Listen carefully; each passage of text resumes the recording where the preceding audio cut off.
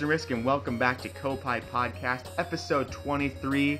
I am one of your hosts, Cast and Risk, joined alongside Mr. Koppai himself, Zach Risk. Koppai. And today we have a very special guest, Matt Raithel, the studio director over at Graphite Lab, a video game development studio. Say hi, Matt. Hey, how's it going, everybody? Welcome. Claps all Thank around. you If very you're much. listening back at home or you're driving in your car, take your hands off the wheel and clap for Matt. He is, I mentioned the studio director. They're hard at work on a new game coming out. It's called Hive Jump. It's an epic kind of sci-fi action platform shooter, procedurally generated. Honestly, a lot happening with this game. It's like co-op, upgradable weapons. Zach and I, being Nintendo fans, we're kind of approaching it as like a potential new Metroid coming to the Wii U. I think a lot of people have kind of had that kind of observance of it. It's it's a sci-fi game, so you have kind of Contra being in there. All those power-ups. And it looks like a lot of cool inspirations. Like it's the culmination of a lot of cool games all in one. And you can pre-order it easily through their website, hivejump.com. And Matt, I'm sure later in the interview portion you have a long maybe spiel you could give about the awesome things about the game.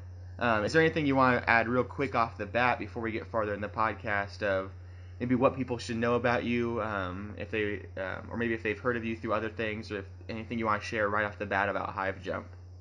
Well, first, thanks for having me on the podcast. I'm excited to be here, and I'm always thrilled to talk about Hive Jump and the other stuff that we do at Graphite Lab.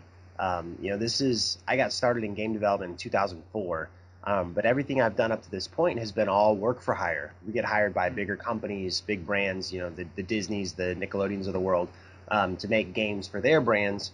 But Hive Jump is the first one that we've made for ourselves.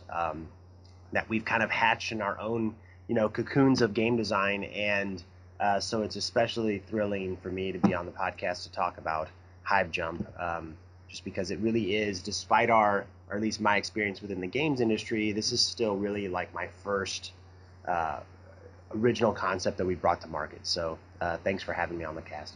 Yeah, it seems like with Hive Jump being kind of like you're saying, like your first big game, it seems like you went right out of the gate with some pretty ambitious, beautiful art and insane kind of gameplay elements, like stuff that you would see. On at an E3 show floor or something where it's like this is like a pretty big new game, and it's just from your studio and stuff, and so really, really impressive. We're excited to hear more about it later. Thank you.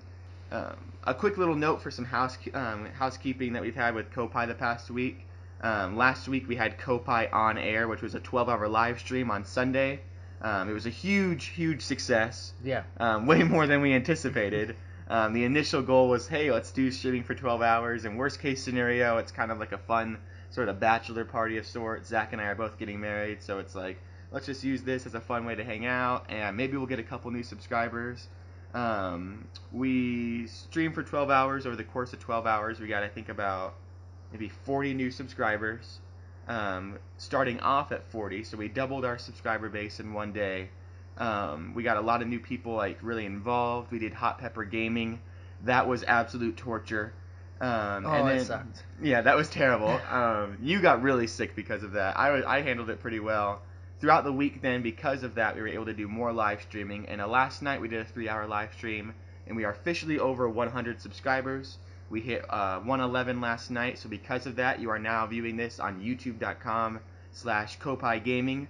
We were able to get a custom URL because of the subscriber base, and we also just had a lot of fun last night. We have we're growing, and we have these people that are diehard fans featuring us on their channel, tweeting us out, and we have some people that are really actually pretty big with thousands of followers sharing our content and getting us out there, and so we're super thankful that you're able to do that.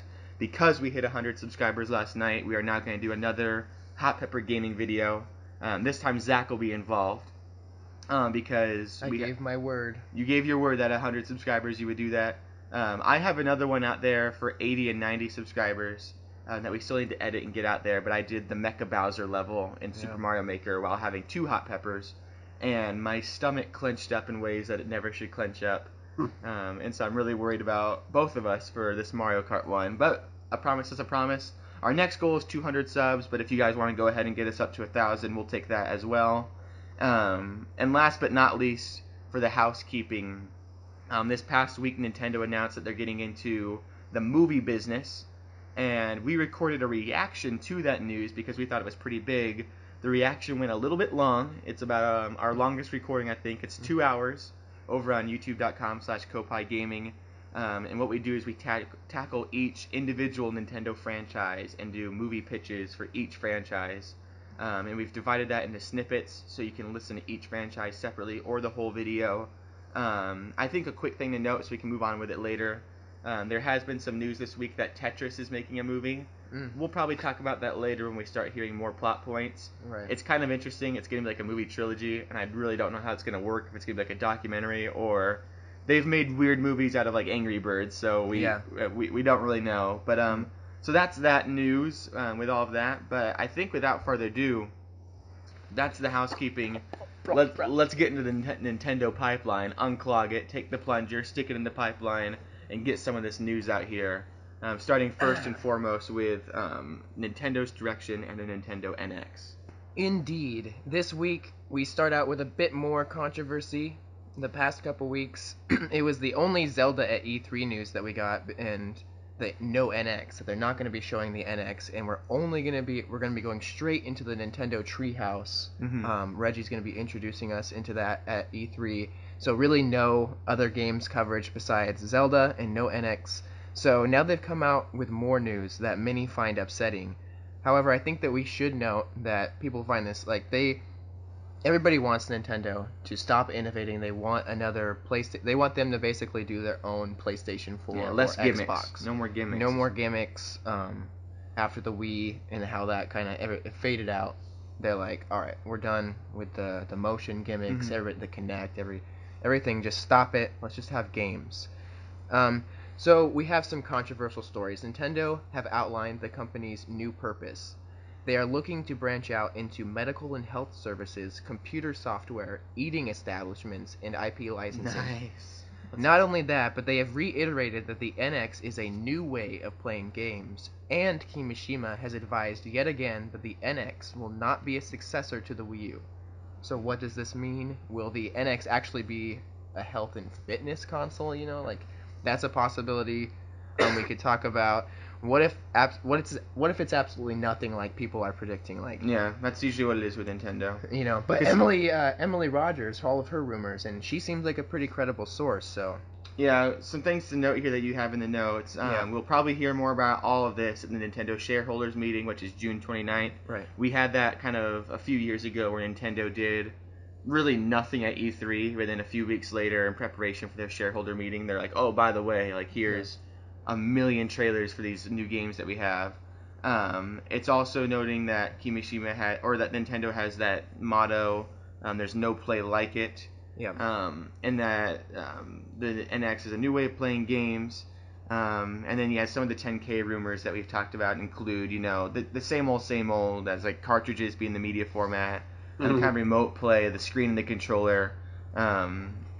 Some other stuff that we won't get completely into with his rumor, because at that point we're just kind of, either beating a dead horse or just shooting just whatever expression would be for just being relatively pointless to talk about the rumors of 10K and even Emily Rogers to a point where even though she's pretty credible, it's just at the end of the day, right? What is it now? Some things to note here though. Matt, maybe you can touch on this more as a game developer and as a game designer. With just the whole concept of using gimmicks and all of that. I like the motto, there's no play like it, and I like the concept of Nintendo being unique. If they are another PlayStation, if they are another Xbox, if they're another just kind of home TV, PC, then you kind of have the problem. It's well, then why even get that? If you already have a PlayStation, I guess for as a Mario box, as a Zelda box, it's nice in that way. Just people argue that PlayStation is just kind of nothing different except for you have Uncharted on that. But do you see, and be free to comment with everything you can, but do you see it better for Nintendo to go into a more innovative gimmicky direction, or should they conform to what everyone else does and just make it a PC that is with Mario. You know what I'm saying? Yeah, no, it's a good question. First, congrats on the subscribers, man. It's good to hear that the podcast is getting some traction. Yeah, definitely. I can relate to starting new things and having to get that traction. So congrats. Um, so my game design tenure started on the Game Boy Advance, and then we got into the DS, which at the time was kind of a new thing. And two screens, well, it feels like kind of a gimmick. But there's been some really great games that have come from having two screens and having a touch screen and being able to write things down. Hotel Dusk comes to mind. I don't know if you guys ever played that one. No. Cool story game where you can write notes and solve puzzles and things using the touchscreen. But a lot of people could have looked at the GBA and then the DS and said, "Oh, it's just a gimmick. They're just adding a screen, and it's it's not useful." And then we moved from the 3DS or from the DS to the Wii, and we were actually my team was part of an early kind of an early access type of team where we got a sneak peek at the technology, and even though the idea of kind of a motion controller had been kind of dabbled on in the past, it was still a new way to play. So as a game designer myself, with 50 plus games under my belt, it's nice as a game designer to have a company like Nintendo that is exploring different ways to connect to a game experience. Yeah. So I really appreciate their interest in trying new things, and not everyone has worked. I mean, there's some pretty public, not just with Nintendo but with other companies, pretty public things that haven't quite turned out the way that they probably wanted them to. But even simple things. I remember when Rumble packs were introduced, Yeah. and I thought it was like, oh man, this is like kind of just a goofy thing, right? I think it was with Star Fox on the 64, maybe. Yeah. And and now everything's got force feedback, and it's I think the tricky thing about innovation is consumers might not always know what they want until they see it, and it takes a lot of risk and a lot of guts to try and do those new things. And Nintendo has been one of those companies that have gone out and tried to always broach new ground. So I think if anybody's gonna be able to pull it off, Nintendo's certainly got the resume for it. Yeah, I think the big thing is, I mean, you have like innovation. I think that because you have like something like PlayStation VR, for example, which is a new way of playing games and innovation, and everyone for the most part seems to be embracing it because I think it's because they know what it is. Like they can embrace it and they can get behind it because it's like, oh, I know what's happening. And there's same people that are like, why can't we just play it with a controller, with a TV? Like, there's the few people I think that aren't behind it or think it'll be just a fad like the Wiimote was. Yeah. But then you also, most people are like selling out the pre-orders, and I think maybe if the Nintendo NX or if Nintendo were like, here's what the gimmick will be, like if they just confirmed like it's gonna be a screen in the controller, but here's how it's gonna be awesome. Yeah. Then people would be behind that innovation instead of the controversy. People being like, please don't change again, because right now they're just assuming the worst because of like the lackluster success of like like the Wii U relative to the Wii and stuff. So they're like, I want to make sure this is going to be awesome right out of the gate. But I mean, if they were saying like, if they were coming off the success of the Wii going straight into now we're going to do an even newer way to play, you feel like maybe like would be a little bit more like, all right, like let's get behind it and stuff. Like if you're going to be improving on things, let's go.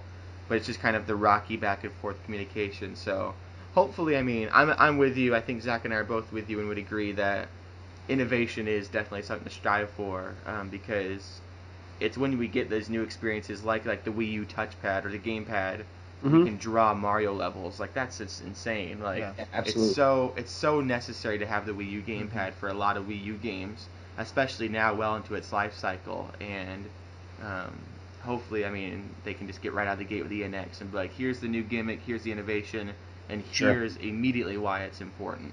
Yeah, And so, and it takes the developers too to realize that future. The early days of the DS were, it took a little while for developers to come up with ideas that would really fit the platform. For the Wii, same thing. I mean, it took a while to find some really cool and conventional things to to integrate with the Wii remote. So I think you're going to see the same thing with any new platform if it introduces something that's not conventional. If it's not just a regular, button controller, then it's going to take some time to daydream and imagine and kind of brainstorm what awesome things can be done with it. And that's kind of maybe one of the unfortunate things, the detriment of the Wii U, is that a lot of developers maybe left after the Wii, or the third parties weren't there anymore. It wasn't just, the launch wasn't as good, and so I don't think there was as many developers on there testing the waters with the gamepad as much. You had like Zombie U and stuff. I think a big fault there was with Nintendo, because with the Wii you had Wii Sports right out of the gate, where it's like, this is what you can do with the Wiimote. Like, you can bowl, you can play baseball, you can golf, you can do tennis, you can do this, and then you had like the waggle controls, and there's a lot of ways to kind of explain, like, this is everything the Wiimote can do.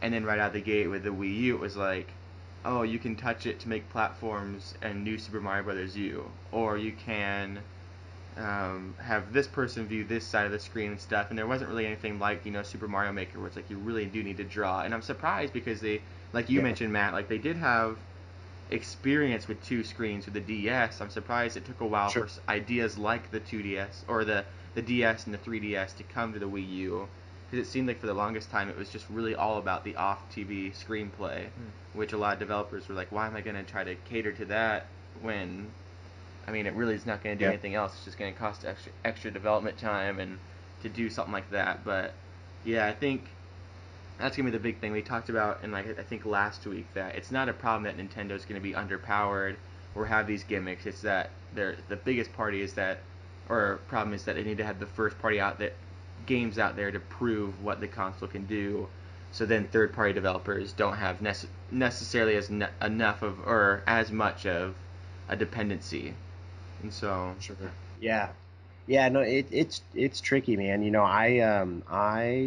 The hardware development itself and the marketing is such a high risk endeavor that I'm just fortunate that all I have to do is make the games for it. It's because there's so many different choices, right? Like, even when it comes down to the naming, like, do we bring in the name Wii because it has such a great success tied to it? But if you call it the Wii U, will people think that it's the same device? Like, will they think it's just the same as the Wii and not a completely new console? Yeah, just an add-on, basically. Yeah, and that kind of decision making, I'm just fortunate that I don't have to do it. It's so tricky, the hardware side and the marketing side. So we'll see what the NX happens to be. I'm so excited to hear its name. I want to know its name so bad. Yeah. Although I'm getting so used to throw them up, the X. Yeah, the X. Yeah. Theme song, it better have an X in there somewhere. It has to. Yeah. We'll see. It'll probably be called the Wii 3. Just like, gotcha. Wii 3. I still remember when the Wii name was announced and everybody just kind of flipped out. What?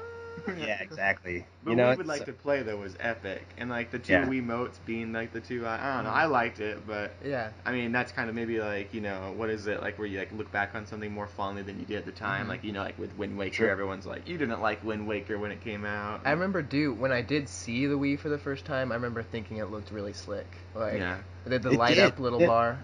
Yeah. And the disc coming out, and it was just like, whoa! Yeah. Like, it did look, and they're, like, holding it up, Reggie's pulling it out of his sock and stuff, like, here's the Wii. Yeah. Alright, moving on, though, to some Pokemon Sun and Moon news. Yep, we got some Pokemon news. Pokemon Sun and Moon, we find out, will have multiple islands, which is kind of a given, it's set in Hawaii, so, and the one island that we... Alola. So, you gotta get that Alala? Alala. Alala. Yeah. LOL. The main island that we saw, it didn't look like a main huge Pokemon region, so I think that's what led a lot of people to speculate, as well as the Hawaii thing. We're getting some more Pokemon Sun and Moon information coming June 2nd, and so hopefully we'll get to find out some more new Pokemon. Yeah, June 2nd's not too far away. That's coming up, and it's once again just Pokemon like, hey, do you guys want to wait till E3 to release this news? No, we're just gonna do it whenever we darn well please. But No, I think the big question with that though is if it's multiple islands. You know what else is on an island? All the previous other Pokemon games, except for like Unova and Kalos and stuff. So maybe you go back to the classic Pokemon games. Maybe those are islands available. Doubt it, but it's a possibility. Yeah. If they already have the boat mechanic in there, you just hop on a boat, head back over to Kanto, Johto. I'm still hoping that with the NX, if it plays 3DS cartridges like we have maybe possibly predicted, since it has the ability to, it looks like they might be going back to cartridges and it might be the same format, looking the same anyway. Hopefully we get that NX first Pokemon on a console, home console and handheld / experience would be really, really cool. Maybe Pokemon Sun and Moon will be that game, but also they just really need to come out with a game that has all the regions, some new story, and maybe one new region too. And we just MMO need style. Talking about the Wii U and stuff, and like the gamepad and the use of the gamepad controller. We need to bring back Hey You Pikachu. Yeah. Like I don't know why we haven't had. Well, Hey they You just Pikachu. released that Pika Park. Yeah, Pika Park, and they have Detective Pikachu coming out. Yeah. Are we ever gonna get Detective Pikachu? I don't know. And Danny DeVito. Danny DeVito needs the stars. Get on that. A quick thing to note before we move on to some Poké news, I guess, as well, that we'll include in this snippet, is just that a reminder, Pokemon Sun and Moon's launching on November 18th worldwide. We're super, super hyped for that. That's going to be like the fall release, I think, for a lot of people. Yeah. Because it's been a while. I mean, we had Omega Ruby, Alpha Sapphire, but for me, personally, that wasn't really something to get too hyped about. I mean, that generation was one I kind of bowed out on, and it was also like, this isn't a new adventure, and I would have rather had like Pokemon Z or XY2. Because X and Y were so short too. We like really needed an expansion, I feel, on the X and Y story, because after Black 2 and White 2, I felt it was super lackluster. Yeah, those were so packed. And also, in other Pokemon news, we have Pokemon Go field testing will be expanding into the U.S. this month. We've been hearing rumblings of it going through like every other country. Yeah. But my hype for that, for Pokemon Go, maybe I'm like a buzzkill. My hype for Pokemon Go has kind of gone down when I've been seeing the other beta tests. It's kind of like, I mean, super sketch, like kind of looks like just N64 Bulbasaur just like sitting on your driveway. It looks like a tech demo of sorts. Like, yeah. It But maybe like, maybe the beta test is a pretty earlier code, or maybe they I don't know. We'll see. We'll test it ourselves and stuff. I mean, it does have a lot of potential to be really cool and to be a community Pokemon thing, but as far as graphics and gameplay and all that goes, it seems to be kind of lacking. Yeah. But speaking of Pokemon, though, to wrap up the Pokemon news, you got some Pokken stuff, Zach? Yeah, Pokken Tournament outsells Street Fighter V at retail. But Street Fighter V was criticized a lot by critics and the public, because we even talked about it just seemed kind of like, compared to Smash 4 and some of these new fighting games that are coming out, it just seems like Street Fighter V was... I mean, we did talk about how it's kind of nice in one way, how it's refined, how there's not like a bloated roster that... Yeah, I think Vincent Janito from IGN said that like it's such a bare bones fighting game, right? But what it does have is the best in the fighting game genre. So it's kind of like, how do you review that? Because it's an awesome fighter, but it doesn't have a lot to it beyond the fighting and stuff, and there's just an expectation now, and with all that, like to have CPU battles, to have these different event modes, to have these long campaigns, and it was very much so like kind of like the Titanfall, I guess, of fighting games. Well, and like we see like with the Smash Bros and stuff, it seems like in the fighting games that have a lot of characters, there's a lot of chance for one character to have a move that's overpowered, or a couple people to be way overpowered. It's harder to balance and keep everything balanced, and we see that with Smash Bros. Yet again. Yeah, I mean, had another update and nerfed Bayonetta. And that's because when they said that they were done doing updates for Smash, it was like, okay, because a lot of people in the competitive community are like, they get frustrated with Smash 4's updates, and even Project M they got frustrated with, because it was constantly changing the balance. Melee remains constant, Brawl remains constant. To a fault, yeah, because it's, Marth. Once they said Smash 4's done, it was like, okay, now we have the final build of the game. Like, they're not going to be nerfing characters anymore, so everybody can just get used to what it is. But it seems like Nope, they're still The weird thing with patching that it. though, and we The speculate NX? it's because it's coming for the NX. But the Yeah, also thing NX is one. like they said they were gonna stop doing updates to Yeah. Smash, and then they continued to release characters, like Yeah. or like they had characters still down the pipeline. Yeah, that's true. And so it was kind of tricky where it was like, okay, we're not gonna do any updates, and it's like, but here's these characters. Oh, you Yeah. just exposed to Fa. All right. But yeah, so that's some of the Smash and the fighting news. Moving on, in Nintendo mobile news, a report finds that kids prefer phones and tablets over Nintendo handheld consoles on car trips. It sounds as though the majority of kids nowadays prefer to use tablets, phones, etc., over the use of like a Game Boy, you know. Yeah, makes unlike sense. unlike how we used to be back in the day, because we didn't have our phones. I think our cousin, she's relatively younger, and she's always on the iPad playing Minecraft. She's playing Angry Birds and stuff like that. She does have a DS, and I see her playing that sometimes. But for the most part, she's on the tablet because it's just like parents bring the tablet along for work or something. But while they're not on work, like while they're not working, while they're driving the car, pass the game or the tablet over, and they can play a game. Some quick news to get aside with this is that Miitomo has surpassed 5 million downloads on Android. And they also confirmed that they're not selling your data outside the app. We speculated a little while back that this could be used as some sort of data collection, data collection sort of thing. Google makes most of their money off data collecting. Yeah. I learned that in my media course that they are just constantly. I mean, and I've noticed it myself. You know, like we started a Redbubble thing. We have our own Redbubble merchandise store over on redbubble.com/Koppai. I noticed immediately that Facebook was like, so you like Redbubble, huh? And I'm like, oh my gosh, busted. they immediately knew like through my cookies what to be talking about, and so I'll just Google Captain America, and the whole next week my YouTube's asking me how I like Marvel. Like it's just they're constantly selling data, and Miitomo digs into like your inner psyche, and they like really want to get down to the nitty gritty of what's going on in your soul. And They so, do. Yes. Some other quick updates is that Super Mario Maker has 7.2 million courses being created and downloaded. They've updated to version 1.4.3. I checked out these notes. Nothing really too cool. You can check out the notes on their website or My Nintendo News or various outlets like that. Yeah. Really just kind of like more refining stuff in the searching engine.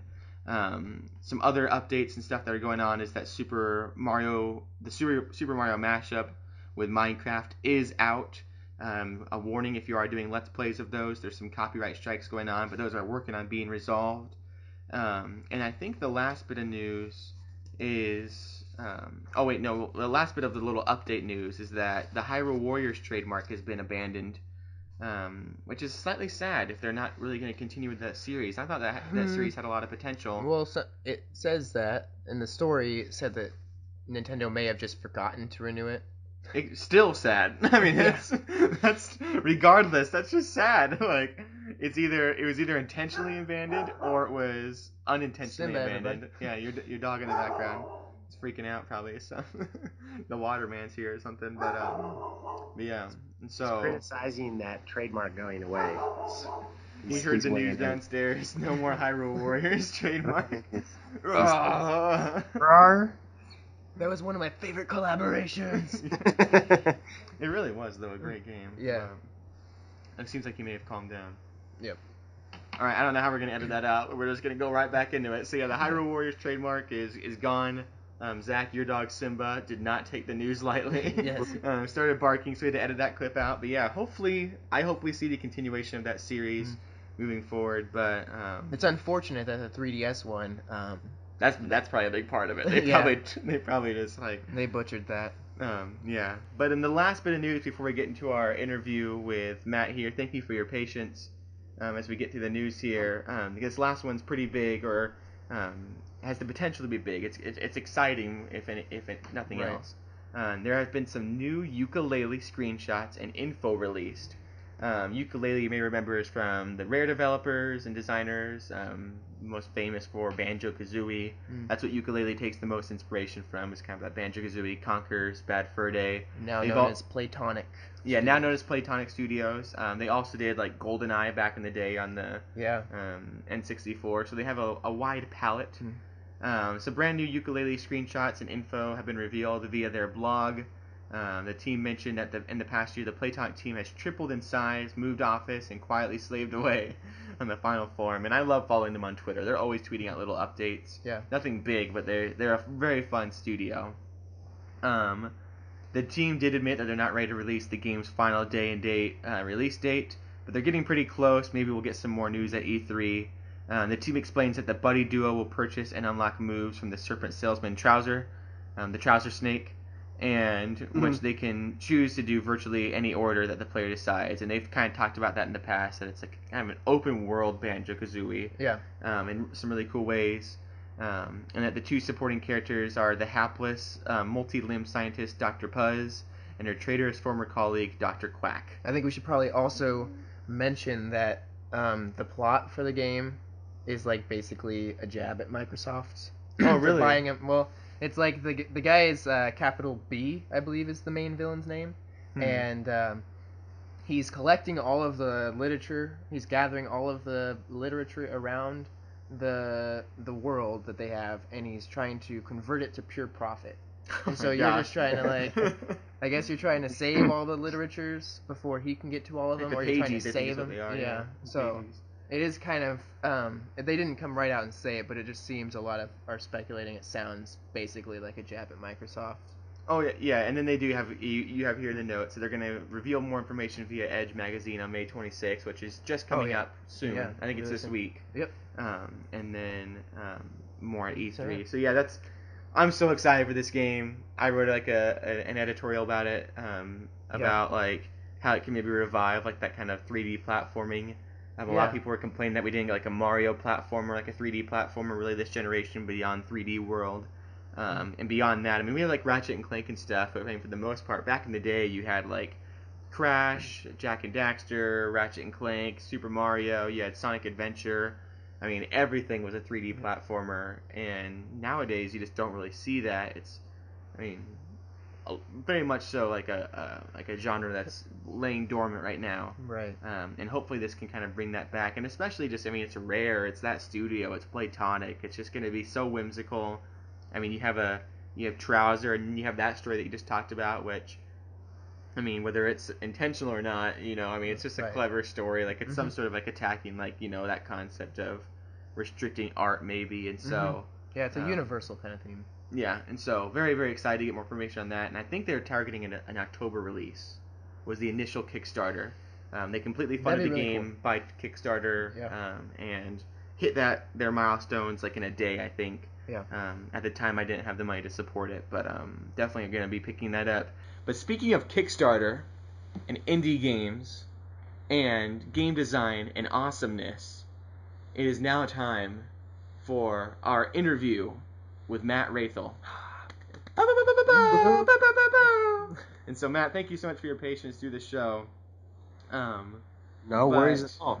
I think first and foremost, I mean, here, let me dig into my phone real quick. Let me look at these the questions that I had typed out for you, so I can look at some of those. I think we can just go ahead and start off with straight into Hive Jump. Sure. And I think the first thing that maybe you could share is just the typical question, you know, that everyone wants to know, like when you're designing a game, when you're working on a piece of art, it's just kind of, especially if people maybe looking to pick up the game or pre-order the game. Yeah. What kind of games were culminated into Hive Jump? What were the inspirations? What was the background? It seems like there is like we mentioned the Metroid focus, but I think in every other video or interview we've seen discuss the game, like no one else seems to like really mention Metroid. I think I saw it in one other interview. A lot of people bring up all these other kind of sci-fi games, some of them which I haven't heard of, and so what was kind of those inspirations behind the game? And first of all, once again, for those that maybe just tuned in for the interview portion, thanks again so much for being on, Matt. Of course, yeah. No, I'm thrilled to chat about the game and excited to jump in.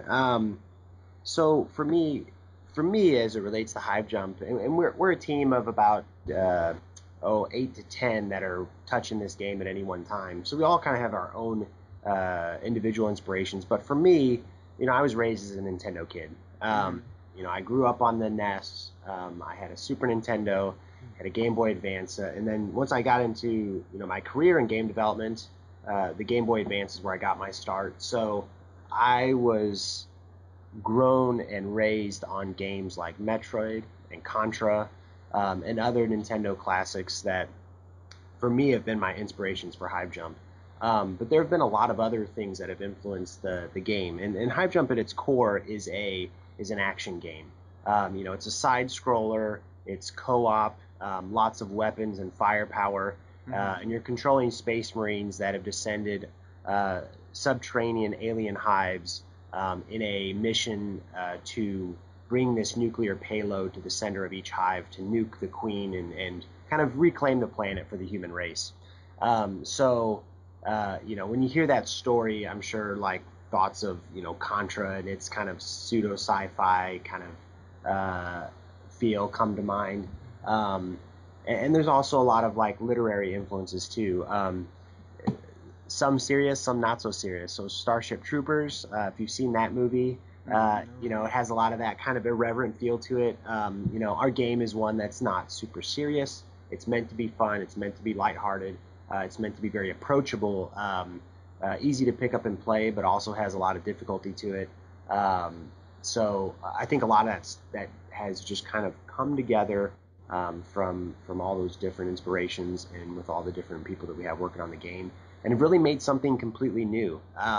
We were talking about this in the office maybe just as recently as yesterday, where it's hard for us to say, exactly what Hive Jump is, because it is a lot of new features that have been introduced to this kind of action genre, which we're really proud of. So, when people see the game, you're right, we do get a lot of Metroid and Contra, but we get other obscure references. Some of them we don't even know, right? Mm-hmm. So there's games that people have brought up and like, hey, have you ever played this, old PC game? When I see Hive Jump, I think of this. And sometimes we're like, no, we've not played that. Sorry, but thanks. I'm assuming you liked it. Oh yeah, it's great. So it's really cool to see it all like kind of come together and really birth something new.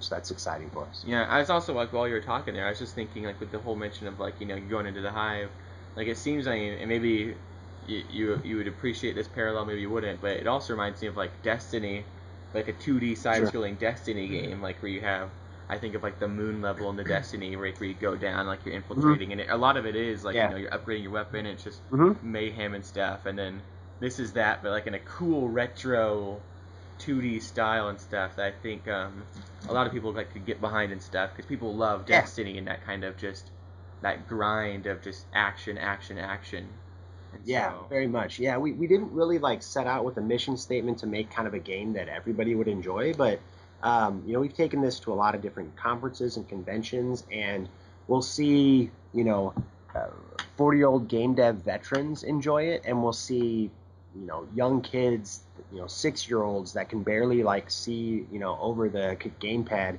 and really enjoy it and not want to leave. And so it's really turned out to be something that wasn't intentionally mass market, but it just seems to be people really respond to it well. So we're so happy about that. Yeah, you had mentioned the Wii U gamepad there, and I wanted to ask maybe why you chose the Wii U as the console exclusive. Sure. And maybe like what do you hope that the console, like that platform could do to enhance the gameplay experience? Like we had in our interview with the Typo Man designer Zinoko, he was stating that like the touchpad was like literally necessary to make the game happen, because you had to drag letters and click the keyboard and type and stuff that would be so tedious on a PlayStation or an Xbox. Are there like kind of like maybe like unique game mechanics, or like you had mentioned you're a Nintendo kid, maybe it's as simple as that you just wanted to partner with Nintendo, but to make the game kind of be enhanced and stuff with the Wii U experience that could be found even on PC, for example? Yeah, some of both. So certainly the inspirations and our experience on Nintendo platforms, made it an interest to go to that, to go to Wii U. But it kind of goes back to what I had mentioned earlier in the podcast, where the gamepad is something new. It's something that we can play around with that other consoles don't have. And there's a lot of different interface types options that we're exploring. were interested in putting a mini map of the Hive's terrain on the gamepad while you're playing. That'd be really Other things that kind of that don't distract from the action, but allow you to do more things within the game. So as you're playing through the game, and there's tons of stuff going on at all times.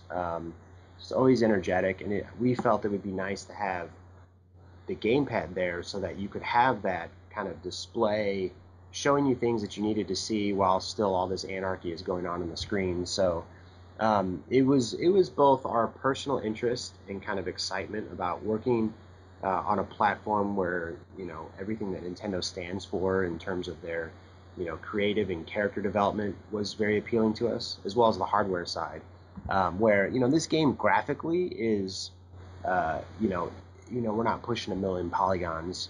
I think it looks gorgeous. Yeah, right. So it's got, I'm very impressed. This kind of classic vibe. So for us, it was about, you know, not about necessarily horsepower, but more about like what could change the gameplay, and the gamepad seemed like a really cool opportunity for us to flex our game designer muscles. Oh yeah, they seem pretty flexed. I mean, the pixel art and stuff that we've seen in the game. Zach, you had like a kind of a note and stuff about like it being only possible in 2016. Like, did you want to touch on that at all? Like, just the design, like the visuals of the game.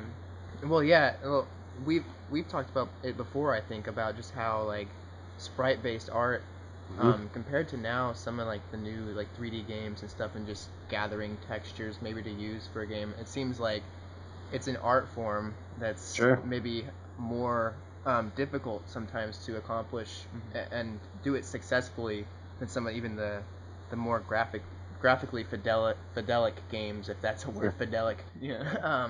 It can be. You know what I mean? It's gonna be like one of those accolades trailer, like Hive Jump, like the most graphical fidelic game I've ever seen. Well, I was actually thinking more along the lines of like mechanically, it's nice how like when you make a new game that's kind of this retro style, or this, you know, trying to harken back to maybe the SNES kind of days, these retro style indie games and stuff. They're essentially like modern games, really, with a retro skin, or you can push and do some really crazy things that you wouldn't have been able to do back in 20, 30 years ago with games. Yeah, things we've discovered. So I was kind of wondering if there's anything like in Hive Jump, because it seems like some of the boss battles are like really refined, and like some of like the bosses in the backgrounds coming out. Like, is there something that was only, you think, able to be accomplished in Hive Jump in 2016 with a modern game doing this retro look? Yeah, definitely. So one thing that we're really proud of, and I come from an art background, so I'm a studio director now. I have to kind of manage studio and everything from, you know, spreadsheets to bank statements, but I come from an art background. I went to school for 3D art and modeling and things, and so that means my formal education was in doing things like 3D lighting and normal maps and other things. So in Hive Jump, one of the things that I'm super proud of, and it's taken a lot of time to do, was implement a tool called Sprite Lamp, which is also a Kickstarter funded concept, which allows us to assign normal maps to the pixels, so we can do dynamic per pixel shading to all of these sprites, so that when you're a space marine and you set off your flamethrower, you're going to see it light the background. You're going to see it cast shading and real-time shadow against the pixels. That's really cool. That's really cool. Yeah, it's so beautiful. Like it's something that we implemented very early to really test it and see if it would work well. It did, and it's really time-consuming because it goes from making just our pixels to then having to make normal maps for all of them and make sure those all look good together. So it's definitely increased the scope quite a bit, but in the end, it's exactly what you mentioned, which is it's a 2016 upgrade that we couldn't have done on the Super Nintendo. Yeah, definitely. So and I had wished. Oh, go ahead. No, I was gonna say it looks so freaking cool that I just, even though, you know, I know it's our game and I'm biased, but I just kind of geek out over just, you know, firing the flamethrower in the dark caves and seeing it light everything. Yeah, well, I mean, we were like watching some trailers like prior to the podcast and stuff, like just while we were waiting, just like had it pulled up on the big screen, and it's just like, I mean, it's just, we were even saying, I think, like, dang, like it looks cool, and I think, I mean, it's one of those things where you just wonder, like, I mean, you look at the NES and then you go to the SNES, and it was like such an improvement, but then arguably like there's like a huge step back with the N64, because even though like it went to 3D and the innovation there gameplay wise was insane, it looked so ugly compared to like the beautiful pixel art. And like even playing like Super Mario Maker, we noticed like the 3D New Super Mario Bros. U like has a lot of cool things and stuff. Like Super Mario World's where it's at, and like maybe that's the retro kids in us, but I think at the same time like it is just visually appealing to see like how they can get detail and art out of just like dots, basically, like out of the pixels.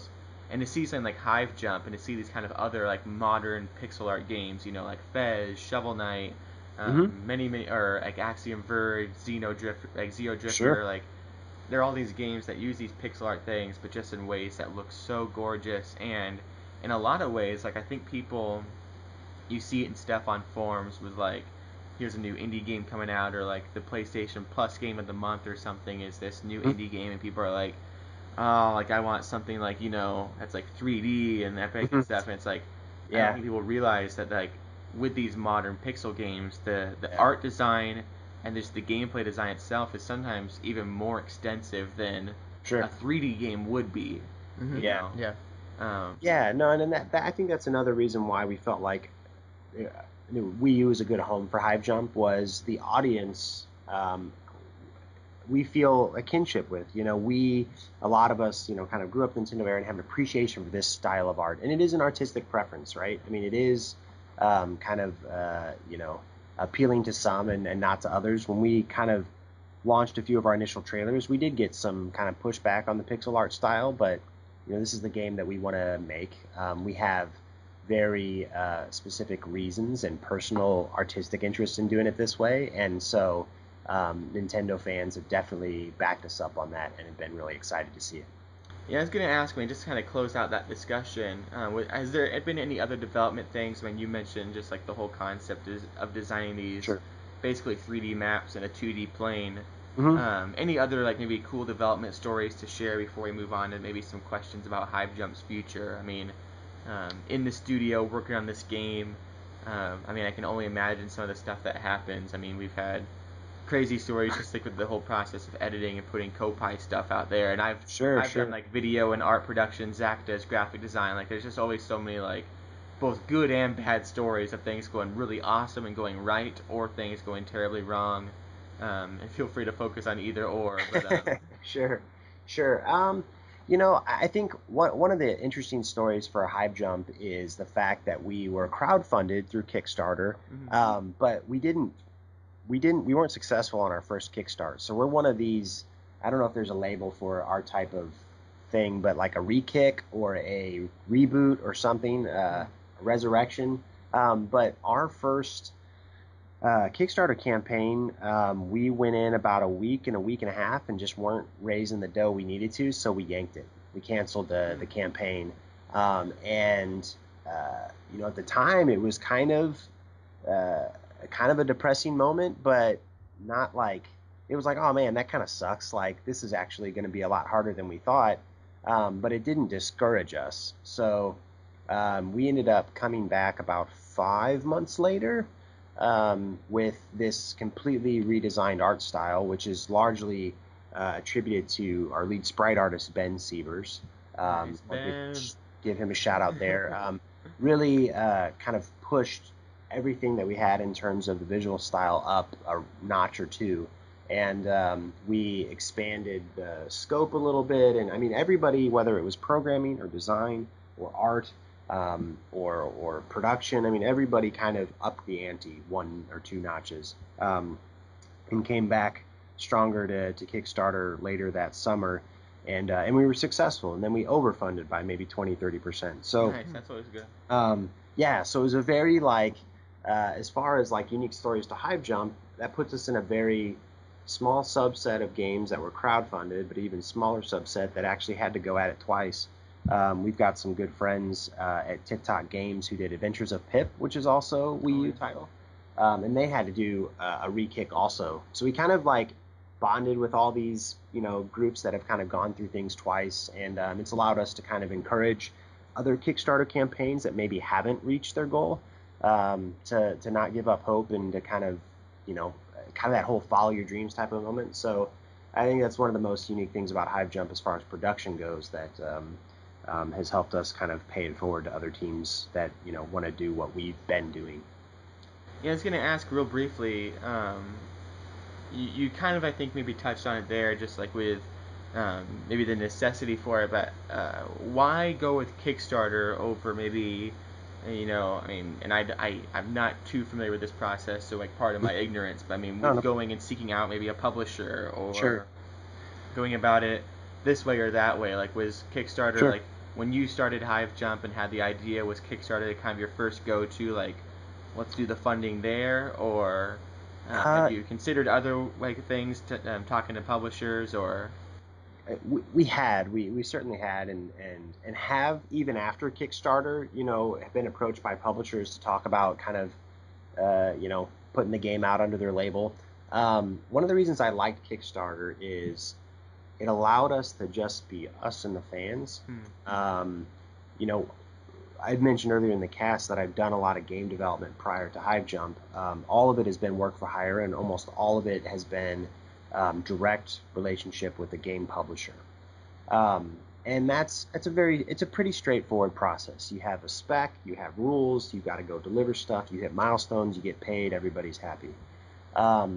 What Kickstarter allowed us to do was to be more reactive to fans' interest, be more, not have any gates in between us and the fans, being able to control everything from our marketing to our communications to even freestyling some of the game design elements when we needed to without any kind of interruption. So that's one of the benefits. One of the drawbacks is that publishers come with a bankroll, right? They help you get the game done by funding what is needed to get the thing across the finish line. And so in the absence of a publisher, we've self-funded Hive Jump outside of Kickstarter, of course, all the rest of the way. So one of the things that's pretty upfront about with our Kickstarter campaign was that the Graphite Lab team is going to have to come up with more than just what we raise on Kickstarter. Kickstarter is one component of this, and we're going to finish the rest. So that's what's caused a few of our production delays. The fans have been super supportive of that, and we've certainly not given up any step of the way. So happy to report that production is sailing along, and we're going to be well, I won't get into any release timing. We'll put a no comment. Come on, Matt, just go ahead, share. But it's if it does help at all. I mean, the podcast does go live on Monday, so if there's a reason you're waiting for any information, if you just want to go ahead and share it now. We are in a better spot than we've ever been, and I'm super excited to release some pretty big news over the next couple of weeks. Oh, nice, awesome. Yeah, you got some. There's a pretty big gaming show coming up. I don't know if you've heard of it. It's called E3, so. You may want to, around that time is a good time to share. But no, we're really excited to hear more details on that. I was going to ask, that kind of leads into our final questions here of just like, what is the future of Hive Jump? I mean, obviously, like, release is the first thing in mind, and you want to get the game out there, get people playing it. We certainly want to be playing it. But I mean, beyond that, is there like a goal beyond like post launch? I mean. Are we going to be having Hive Jump NX, 2017, a launch title? You going to be trying to go to other maybe consoles, platforms, or experiment with that in any way, or maybe even just like focus maybe like on expansions to the game? Like, sure. You already have co-op right out of the gate, so thank you so much for the co-op aspect of it. That's really awesome. But absolutely, you had mentioned maybe like I think in an interview with Nintendo, like the concept of maybe like amiibo support or just all stuff like that. I mean, anything and everything. Like, what's after the launch of the game? Yeah, so no, it's a good question, and it is something that my mind's on. I'm trying to kind of keep the vision, the 6, the 9 month, the 18 month down the road type of plan. And there's, I guess, two things that I'll mention. We are, of course, focused on first release, making sure that's set and solid and that everybody loves what they're playing. But Hive Jump we've built with lore and concept and theming that extends beyond what our initial release will be. So we've imagined additional environments, additional weapons and utilities and different boss battles and lots of other things that might not be able to fit within this first release. So there's no shortage of inspiration or concept that could allow us to keep expanding this world. So that's very exciting, and something that I'm constantly talking about to the team about, and they're like, "Shut up, Matt. We got to get the first one out first," which is good. I'm glad that they're focused on it. So that's one thing. I mean, there's a lot more story to tell, and there's a lot more world here to build. DLC coming. DLC, the Hive backstory. There you go. Every procedurally generated insect and stuff has a backstory, like a little backlog. Like you just read the little journal entries. That's right. Yeah. Our humble bugs were just minding their own business. We could do it from their perspective. They were just there.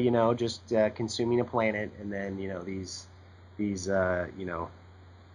Human Systems Alliance jerks just came down. Yeah, that's a good perspective. So you can make a whole sequel based off that, where it's just Hive Jump, but now you're the Hive, and you procedurally generated mech suit people coming in and shooting you all, and it's just that's right. Darn it. It ruins your Thursday, doesn't it? Yeah, definitely. So I guess that's the first part. The second thing is we are Hive Jump's going to have additional platform releases. We're coming out on PC as well, and so there's going to be a time to look at other platforms. We're focused on these initial two to kind of kick things off. But we would love to have this game in the hands of as many fans as possible. So some of that's going to be motivated by reactions to the game once it releases from the fan base. What type of technology and hardware is available when it comes time to look at reaching new fans. Plenty more story to tell. There's certainly more platforms out there, so we've got kind of a wide sandbox to play in there. Yeah. We haven't made anything, official. We haven't released any plans for, other platforms or anything like that at this time, though. We won't feel betrayed if you go on PlayStation 4 or something like Shovel Knight did. What was really cool about that is unfortunately Nintendo doesn't do trophies in their games or any sort of achievements. Yeah. So I don't know if there's in-game achievements for Hive Jump, because I bet on the PC there probably are some achievements or something you can get. I like that about PS4 games, that there's trophies to get. Yeah, so it's really nice. Yeah. Kind of. I mean, there's some benchmarks. There's some level metric type of dashboard reporting. It's not framed in a way that's similar to trophies or old XBLA achievements right now. But there are definitely grades and ranks and other things like that are cool. Integrated. So a player can load this game up. They can play through, do a run and get kind of a score and go through again and know if they're doing better or worse or set certain kind of benchmarks for themselves. So there's kind of a framework that presents itself with similar goals, but maybe just not in the same way as a list of 10 or 12 achievements to get. So at least not initially. Yeah. Well, cool. Yeah. I mean, I'm all about getting those high scores and the arcade games and stuff. Star Fox Zero has been really fun trying to beat your time, or even with Super Mario Maker having the world records and stuff. We've been really good on that, and so. For sure. Well, yeah, this is a game where we'll feel speedrunners and people that like doing pacifist runs and other things are really going to get a kick out of this one. This game is perfect for that type of. It'll be a fun live streaming game. Yeah. Oh yeah. Absolutely. Yeah, for sure. And Koppai will be there to live stream it. Yeah, before we close out, any other exclusive information you want to share, feel free. I mean, as we close out, this is kind of the parting message to of course. The Koppai Nation, the little Koppaites out there, as we bring the podcast to a close. I don't have any mics to drop or bombs to lay necessarily, but I'll say you do have to stay tuned. Our Twitter feed, our Facebook feed. We are going to be announcing some news soon-ish, couple of weeks type soon-ish. Nice. And I want everybody to kind of be prepped for that. You can find us on Twitter at Hive Jump. You can find us on Facebook /Hive Jump. Very easy to find and follow along. And we'll send those infos to you as well for show notes and whatnot. But yeah, I guess my biggest closing part and thought is thank you so much to the fans, your listeners, you guys, for having me on the cast. We are an independent studio. We have to, kind of it takes a lot of effort to get people to learn and know about cool things as you guys go through with sharing your podcast. So we appreciate that community and support from your cast. And thanks so much. And we'll keep you posted with news and things. And excited for Hive Jump. Yeah, we're excited too, and to get that more information stuff. Like, it's just gonna be awesome. Don't feel bad at all not for having the mic drops and stuff. We have Believe to try. me, I love dropping mics. Like, yeah. I'm having to physically keep my mouth shut right now. Yeah. Whenever you are ready to confirm though, Hive Jump NX, you know where to go. You know where to go. Koppai Nation. So thank you so much for the interview, and thank you listeners for tuning in to Koppai Podcast episode 23. Woohoo! The amount of flavors in a Dr. Pepper. It's a magical number. Right. Fun fact, there's not a period in Dr. Pepper. It's just Dr. Pepper. That's true. Always bugs me. Like, why is the period not there? It's just Dr. Pepper. But thank you so much for listening. Be sure, as Matt said, to go and follow Hive Jump and check them out on Facebook. Watch the trailers and stuff that are on the Nintendo page and all of that. We'll have links and stuff to the Twitter of Matt and stuff and all that in the description below, or to Hive Jump. So be sure to follow them and stay tuned to that. Pre-order the game via their website, hivejump.com. And also, if you feel so inclined, if you enjoyed our interview with Matt, maybe you're tuning in to listen to him, listen to the discussion on Hive Jump, and you had never heard of Koppai Gaming or Koppai Podcast or Koppai Productions, then be sure to leave us a like, a subscribe, a follow, anything and everything. If you're listening on iTunes, leave a review, a 5-star review that says this is the best podcast I've ever heard in my entire life. It's better than Joe Rogan. It's better than this and that, and I don't want to say other gaming podcasts, because then it gets a little more personal than this, calling out Joe Rogan, because whatever. Be sure to do all that and share us with your friends. If you do subscribe, you are entered to win an amiibo for the month of May. And I know what you're saying. Maybe you're listening in June and you're like, oh no, I missed the May giveaway. Well, we'll also give away an amiibo in the month of June, and so on, etc., etc. And so be sure to click the subscribe button to enter to win that. And be sure to check out our previous discussions on the movies, on NX, on Mass Effect NX, Star Wars Battlefront NX. We have all sorts of discussions on speculation behind that, as well as, basically anything Nintendo, we've talked about it. Yep, really though. I don't think there's really news that we glossed over. We didn't really talk too much about that whole Pocket Disc Jockey game. Oh yeah, that's true. I don't think it's Disc Jockey. That's Pocket DJ. That's what a disc jockey is, Yeah. is a DJ. But you know what I'm talking about. The horse game. We didn't really talk about that too much. Meanwhile, the rest of the internet was blowing up about it. But it looks really cool. I think we did talk about it. We talked about it briefly, but we didn't. I think Nintendo Voice Chat did a whole episode on it. I think. Right. We didn't go that far. Right. But we do talk about most Nintendo things, if not everything. And so be sure to check that out. We do some live streams and yada yada yada. The real focus here is Matt. So thank you so much for being on. And we'll be back next week if we don't have something prior to that. We're going to have a lot of content being pushed out this week as we have Koppai on air cut up. We'll have that Let's Play coming for you soon where we do Hot Pepper Gaming.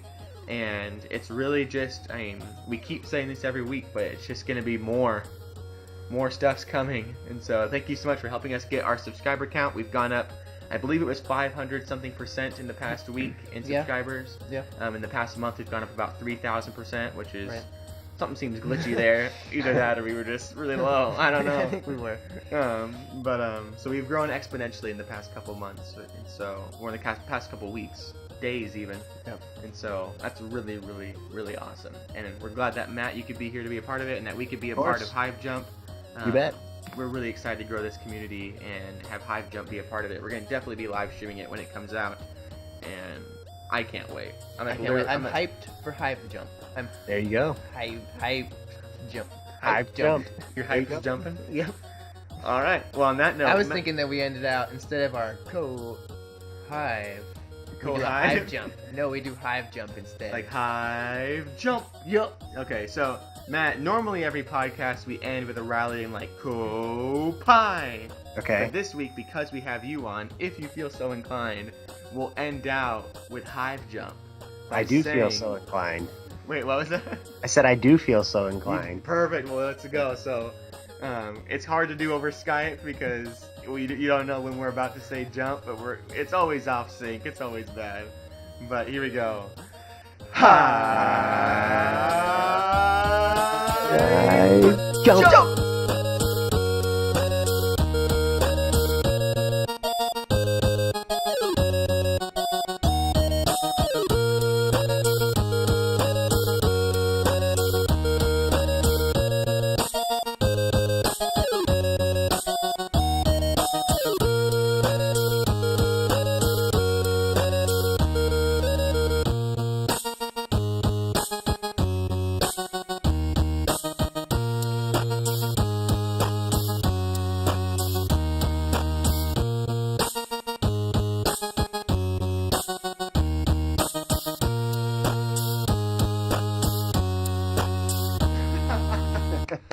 Awesome. All right, that's episode 23. Cheers. Thanks, guys. Man.